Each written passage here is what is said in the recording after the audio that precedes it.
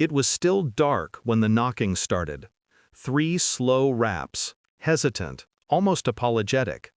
I opened the door half asleep, wearing the same shirt I'd fallen asleep in after ironing hers for the ceremony. My neighbor stood there, Daniel. His face was pale, eyes darting toward the street like someone was watching. "Don't go to the ceremony today," he whispered. "Just trust me." I frowned. "What are you talking about?" He swallowed hard. "You'll understand by noon." Then he turned and walked away before I could say another word. The door clicked shut behind me, leaving his words hanging in the cold air. "You'll understand by noon." At first I brushed it off. Maybe nerves, maybe a misunderstanding. But as the sun began to rise, something inside me, a quiet, primitive part, started to twist. The kind of unease you can't reason with. By 11:30, the phone rang. Her name lit up the screen, except it wasn't her voice. It was her fiancé's father. Calm, careful, too calm. "Sir," he said, his voice breaking on the last word, "the wedding's off. They just found out what your wife did." Then silence. It was the kind that sinks its teeth in and doesn't let go. I sat at the kitchen table long after the call ended. The clock ticked toward noon. My wife, Rachel, was supposed to be at that wedding, standing beside the bride. She'd spent weeks planning it, smiling like nothing in the world could go wrong. Now the groom's family had called me, not her. That meant something. The mind works fast when it's cornered.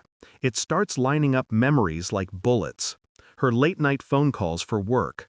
The hotel receipts she said were group bookings. The times she came home smelling like someone else's perfume, not worn, but transferred, like contact. And now, Daniel's face at 5 a.m. He'd known something.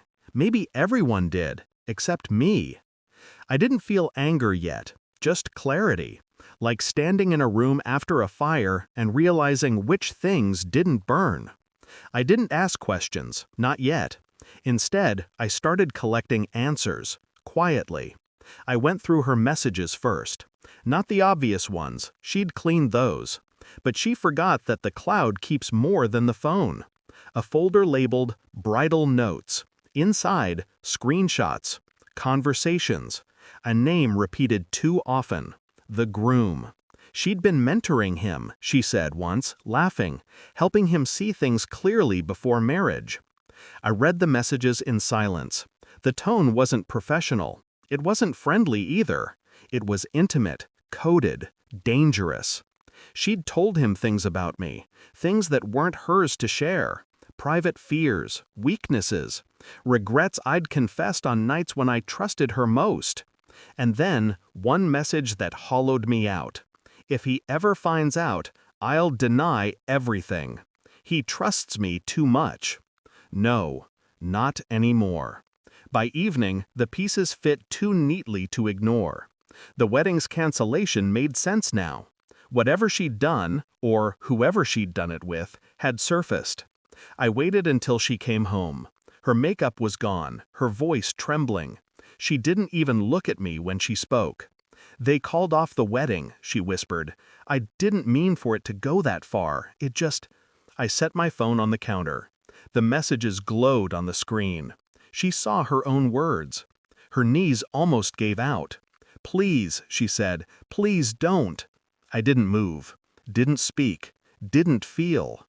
For the first time in years, I had nothing left to lose. The next morning I called my lawyer, told him to update the separation papers we'd kept just in case. He added a clause, the kind that protects everything she thought she'd take from me.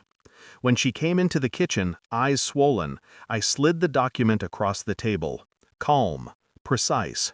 "This," I said quietly, "is for both of us." She read it once, then twice. Her lips trembled when she reached the infidelity section. "Why are you doing this?" she whispered. I looked at her for a long time.